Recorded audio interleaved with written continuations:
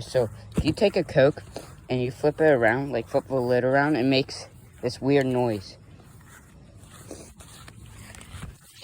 So we're just gonna come back here.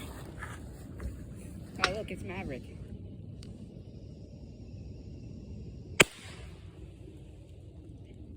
Yeah.